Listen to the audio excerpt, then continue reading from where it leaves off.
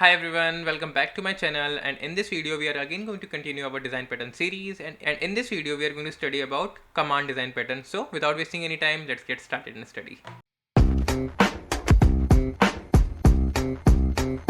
So first of all, let's discuss the definition of a command design pattern. Whenever the requests are coming from a client, okay, the command design pattern is going to make them into a standalone object with all the parameters inside one object, and then finally pass it to the services who are going to perform that action. So this is the definition, but like if you ask me how I understand this pattern, you will understand this pattern in the form of a queue. Let's take one simple example and you will understand it. So what is going to happen is there is one customer who gives the order to a waiter. So waiter get an order to cook the pizza. So the first thing the waiter can do it, that he will not stop there. He will directly go to the chef and give that order that customer is asking for the pizza, and then waiter will again come back and ask for the another order. Now the customer will again give the order to cook burger. The waiter will again go and give the order to the chef that customer is asking for the burger. So here you will see the waiter is again first going to the pizza, then coming back and again asking for an order. Here again the waiter will again going to the burger and coming back. So here the waiter is not waiting. But what we want, what will be the ideal approach right now is the customer come to a waiter, and now waiter is, think of this, the waiter is having one notebook, and now what is going to do, waiter is going to write all the orders one by one. So waiter is going to form one list. In this list the customer will say pizza, the customer will say the pizza, the waiter will write in one list the pizza. After that the customer will say burger. So after that what is going to happen, waiter will write into this notebook burger.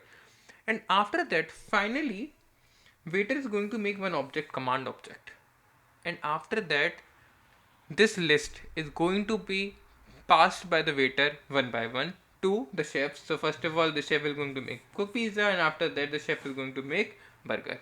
This is something that we are going to do into our command design pattern. We are going to form some sort of a list, or you can say some sort of a queue. Because I'm saying it queue because first in first out, whatever the customer is giving first, we are going to send to the chef. That is the first operation. We can send it in a way that it is a first in first out operations. Now let's go to our IntelliJ and let's see the bad code and a good code. Bad code is also going to work, good code is going to work, but we will understand at the end what will be the right approach to write the code in our command design pattern. So let's go to our IntelliJ. In our IntelliJ, we are going to use the same story again. Customer order the pizza, waiter will write pizza, customer will order the pizza, waiter will again write the burger in the notebook, and after that he'll make the request of a list and send it to the cook or to a chef. And the main thing why we study this command design pattern, that it decouples the client from the actual one who is going to do the operation. We are going to include a command in between them. That client is separated, then there is going to be a command, and then there is going to be a receiver who is going to perform that action. Now let's understand the code. Suppose this is my restaurant class. Now the waiter is the one who is going to take the order. Now the first thing that waiter is going to do, waiter will take the order of pizza, and after that waiter is going to take the order of burger. We are not processing the order, waiter is just taking the order. Now let's go to the waiter class and let's see what is happening. Whenever this take order function is getting called, the waiter is going to add into this list, orders list. Okay, the waiter is going to add into one list, and after that whenever there is a place order function called in the restaurant class, then whenever we call this place order function, now the waiter is finally going. Now a waiter finally goes to place order. Now whenever he is placing the order, he is manually checking, the waiter is manually checking by himself, like if there is a pizza order, he will call the pizza class. Whenever there is a, he is making the object by himself, that we have to make the pizza, we have to make the burger, but it is not the waiter responsibility, and waiter should pass the request to someone. And this whole cook new pizza and cook new burger, it should all be abstracted. There should not be if conditions like that. The pizza, then we have to make this pizza object, he should have not make this burger object, he should just pass the request to the chef or someone, and this code should be abstracted. This is the problem with this code. There is very less abstraction, and we are making the objects by itself. The waiter is responsible for making the object. That is not correct in this code. Now let's move to the good code, where we will solve this problem, and everything else is almost going to be same. So here I mentioned the 4 sections here. So first one is going to be a client, who is going to be a customer, who is going to give the order. Waiter is going to be invoker, that is going to invoke the order. The waiter is the going to one who is going to send the command. Command is going to make a format to send to the receiver, or receiver is the one who is actually going to cook, who is actually going to perform the action. So there are 4 sections now. So everything is separated. The benefits we have already studied. Now see the code, what is going to happen. Customer come and gave the order. Here you will see that there is a different format now. Pizza order and new burger order. We will move to it later on. First of all, let's see the waiter class. What happens to the waiter class? See, let's go to the waiter class. Here you will see take order function is going to be same. We didn't do anything.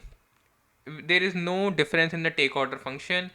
We are again storing into a list. So it means that we are making a queue, or we are making a list here. So there is no problem here. But in the place order function, you will see that there is a difference. In the place order function, what is happening? We are including some sort of command and we are just executing it. So here you will see the waiter is not knowing who is going to cook and what we have to cook. What we have to cook. Waiter does not know anything, because waiter is just responsibility is to take the string and execute the command. Everything is abstracted from the waiter this time. Now let's move to this burger. We'll come to the command later. Let's go to this burger, cook and pizza code first of all. So because it is very easy to implement that burger, we have implemented this cook. It means the cook is an interface in which we have this prepare function.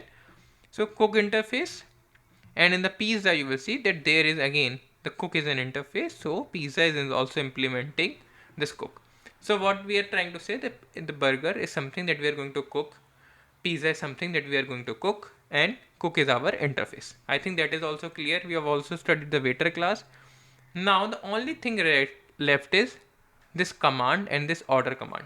So first of all, let's go to this command. So command is saying that we are going to have this one interface. So this is the first step. We have to make one command interface. First step, command interface with execute function. And now we are going to make one order command.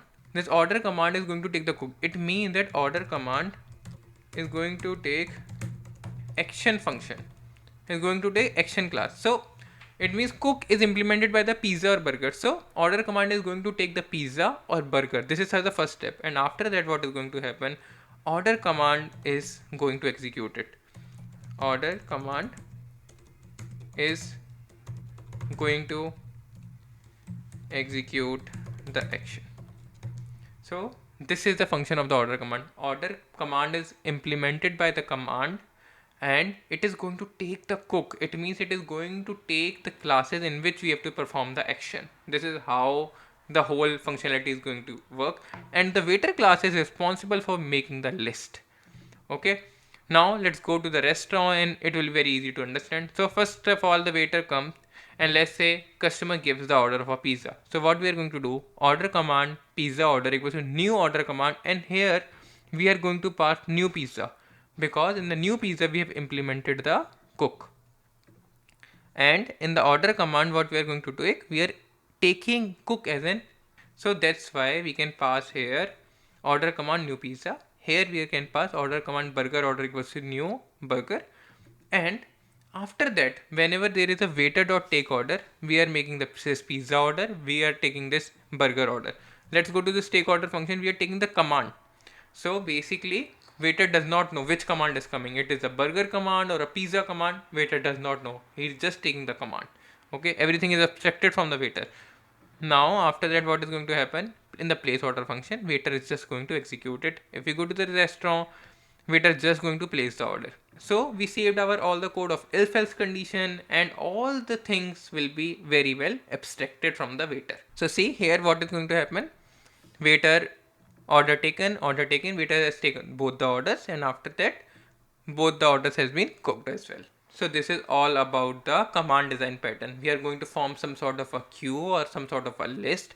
We are going to make one command object, and then finally we are going to send it to the receivers. There are going to be 4 sections. First is going to be client, second is going to be an invoker, that is waiter, third one is going to be command, that is actual command, that actual object that we are going to send to the receivers, and the receivers are the one who are going to perform that action. I'll push all this code onto the GitHub and I'll put the link into the description. I hope you understand this concept, and we will going to meet in the next video and study some other design pattern. Thank you for watching me, and bye bye.